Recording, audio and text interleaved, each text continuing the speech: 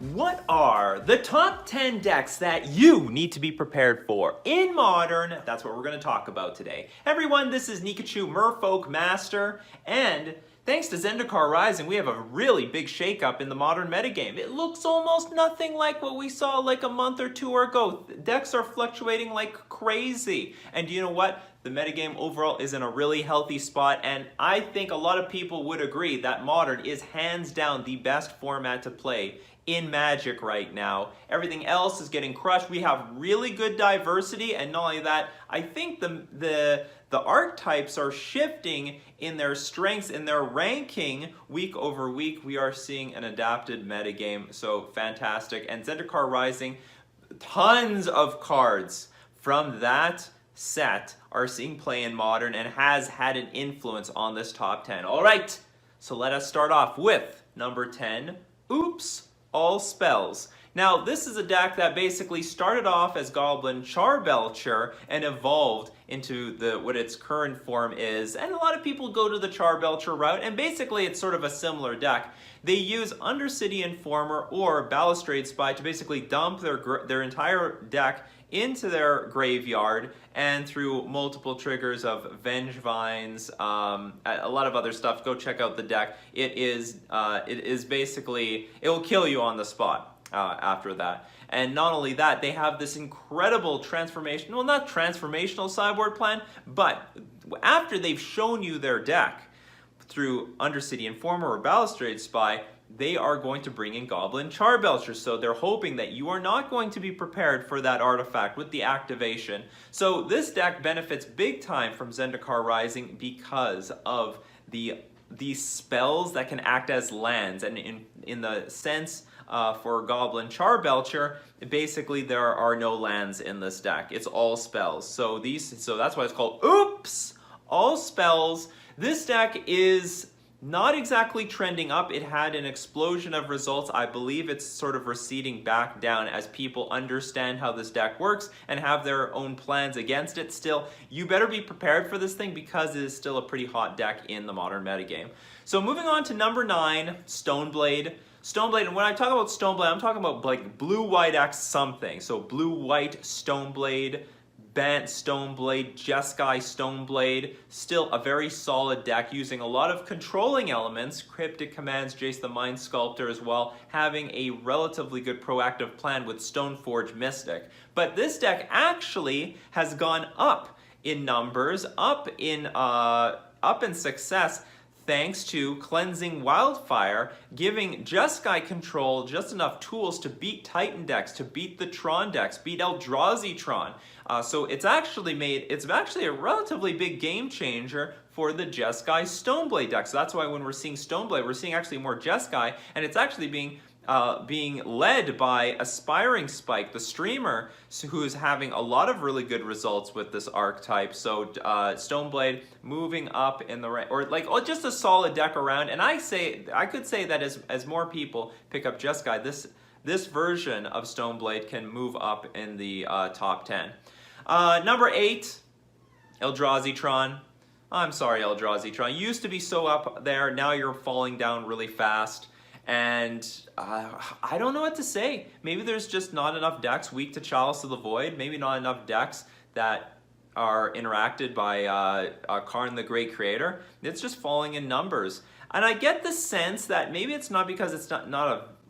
it's a solid deck. I've been saying that, it is just going to be the solid deck that you can play, and it's going to be good no matter what, and it's still good. But maybe some pieces are not as well positioned as they used to be, but maybe also people just want to play the new stuff. If I were to take a good guess, I would say that the Omnath Uro Control decks are now giving Eldrazi Tron a really tough time. I think Eldrazi Tron already had a tough enough of a time against Uro, and if you had added Omnath to the list of problems, now that's a little bit too much. But still, I think it's still a very strong, solid deck. It has uncounterable creatures, turn 2 Thought-Knot Seers, Prison Effect, so I believe that Eldrazi Tron still is going to be a solid deck in the metagame, but not quite well as positioned as it has been over the past year. Moving up to number 7, Jund. And frankly, to be blunt, I think it's quite overrated. I see a lot of Jund, but I don't see the results matching the propensity that I am paired up against this deck in the modern metagame right now. So, but the thing is, it does have enough decks that it's going to have game against. You know, between humans and prowess, Death Shadow, the new Death and Taxes decks.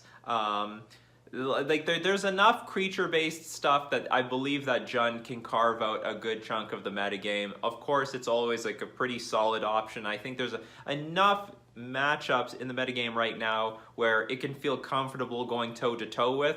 So I guess the Jund players have come out. Tarmogoyf is out. Watch out for Tarmogoyf. Watch out for Plague Engineer. And you know what? Humans has moved up in a big way, so Plague Engineer is actually pretty well positioned because of that. And though it did not make the top 8, Spirits is also making a comeback utilizing Glasspool Mimic and also Skyclave Apparition. So Plague Engineer, what better deck to utilize Plague Engineer than Jund? Jund is going to make the list at number 7. Now, moving on to number 6. Now, this is a very interesting addition and a new to the top 10.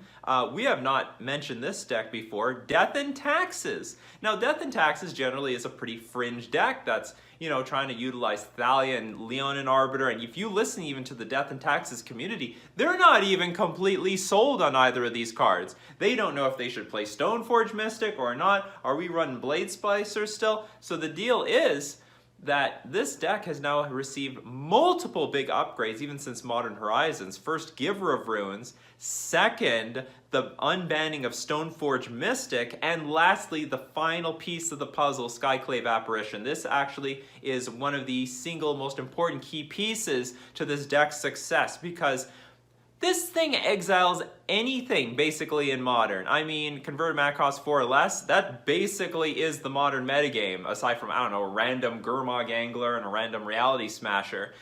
And if you kill the Skyclave Apparition, it means nothing. You get some garbage illusion thing on the other side of the battlefield. That's not what you want.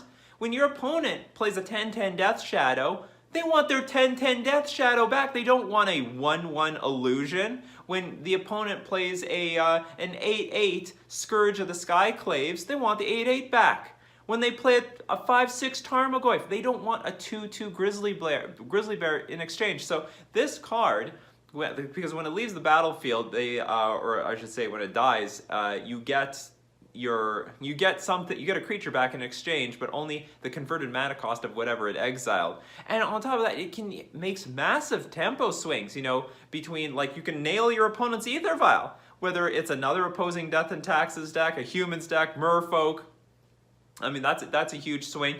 Deals with any permanent hate, like, so enchantments, artifacts, creatures, it's wonderful. It's actually an incredibly flexible card and has really good synergy with the Death and Taxes deck because of Flicker Wisp. So you can do things like flicker this thing, blink it, and get another effect out of it. Or even if the opponent has the illusion token, let's say it was a 4-4 for some reason, you can flicker that away. And I mean, basically it's a removal on the spot. So Death and Taxes moving up really high. Underrated, I would say. I could say that Death and Taxes is underrated at number 6. Moving up fast, and we could most definitely see this archetype way higher on the list in the coming months. And before we go any further, I would love to thank my sponsor, Mana Traders, the premier place to rent Magic cards online. And if you would love to test drive any of these archetypes on this top 10, you can do it through renting cards with a service like Mana Traders. And you can support the channel by using my link in the description below, or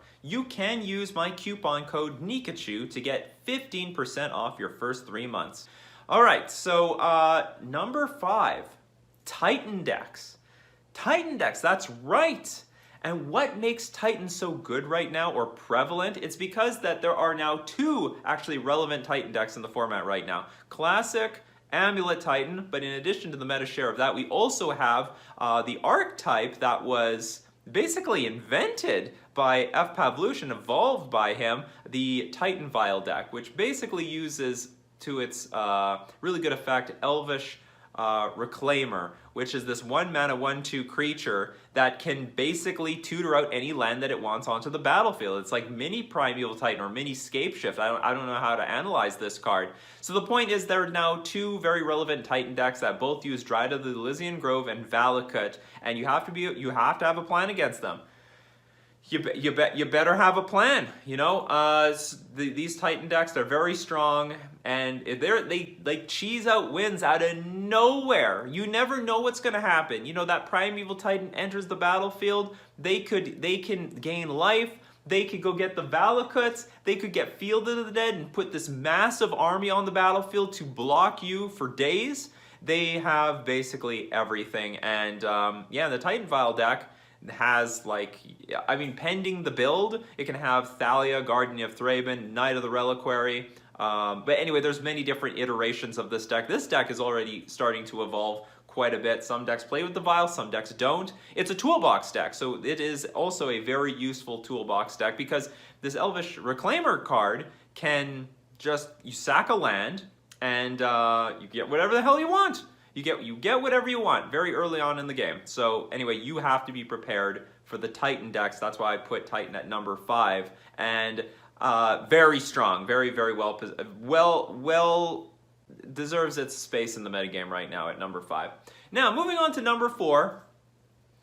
Humans! What has happened? Where have you been, humans? Where have you gone?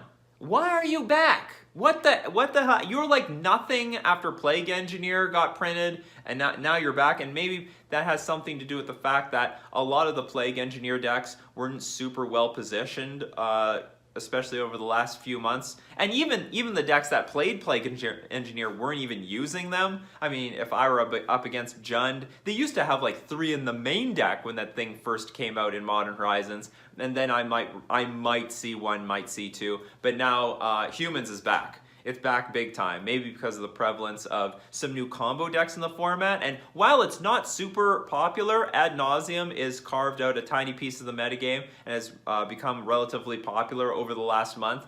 And of course, Oops All Spells is absolutely going to hate humans between Thalia, Guardian of Thraben, Meddling Mage, Kitesail, Freebooter, and All Friends.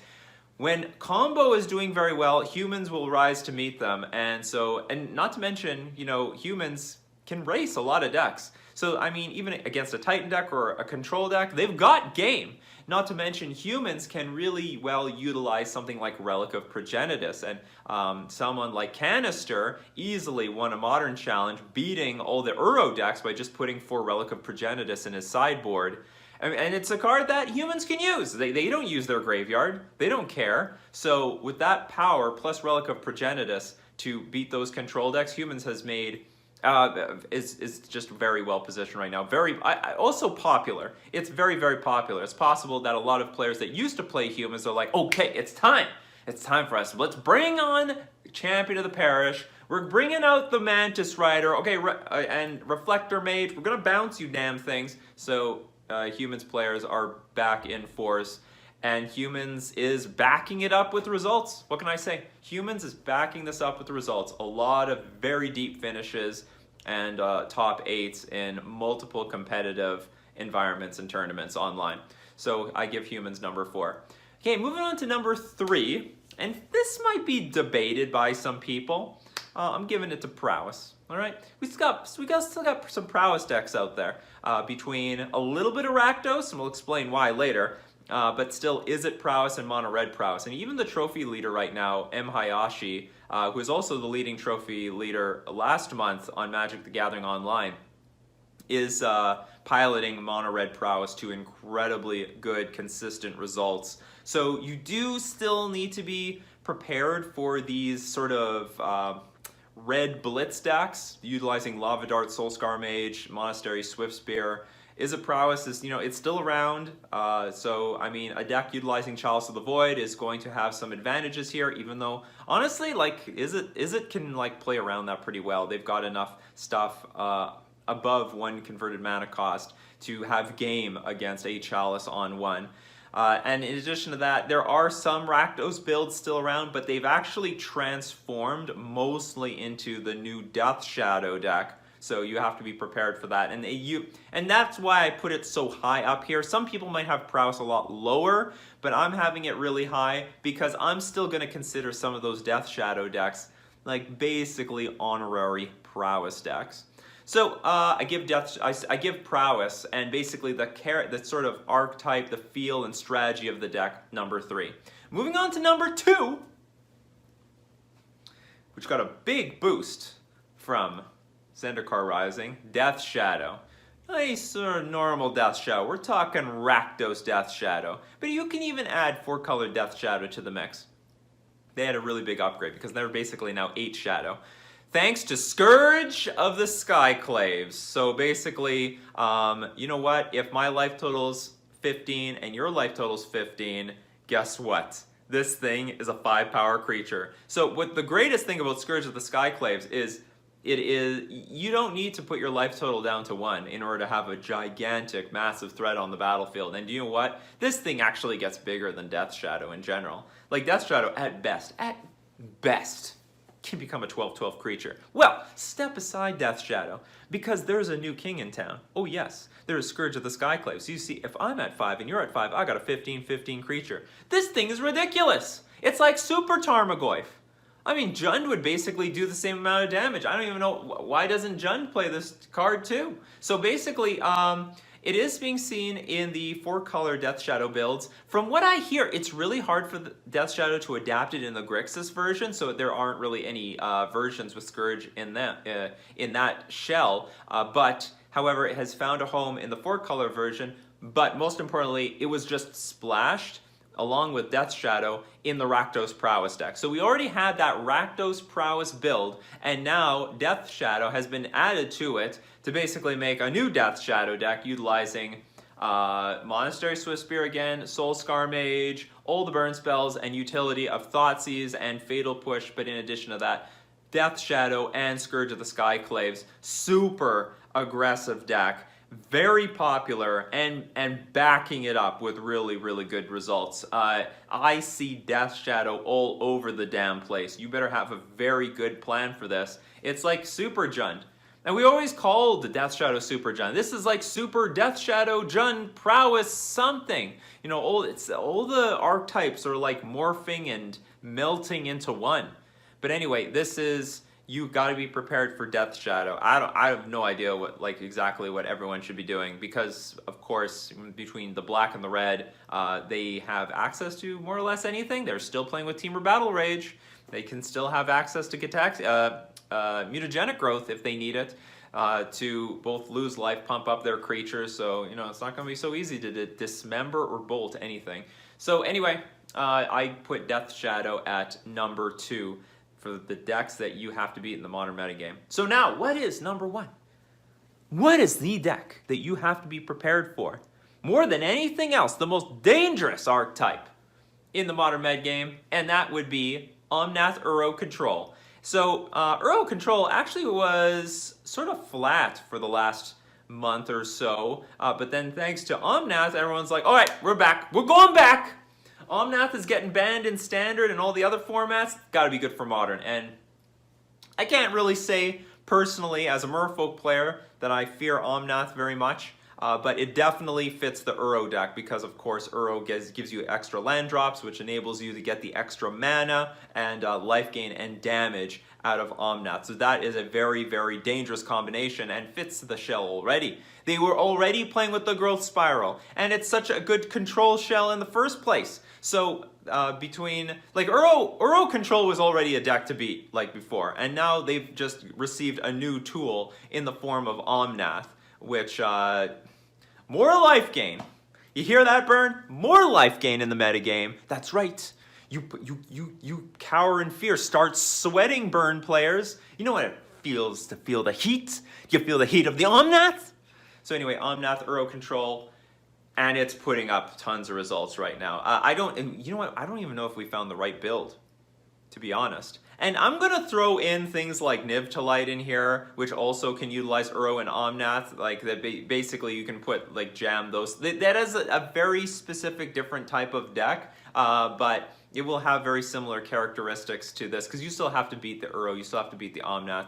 You better do something about it. But anyway, these 4-color Omnath Uro decks putting up a lot of results, and most likely is going to be one of the main things that you have to be prepared for to beat in today's modern metagame.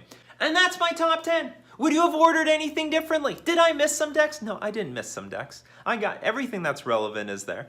Or like, you know what? I mean, Mill had a good run last month, but then people started putting in Guy's Blessing and Kozilek and stuff like that. It can't stand that heat, absolutely not. And yeah, so if you enjoyed the list, give me a thumbs up, share it with all your friends. This has been Nikachu, Merfolk Master, giving you the top 10 decks you have to be prepared for in today's modern metagame.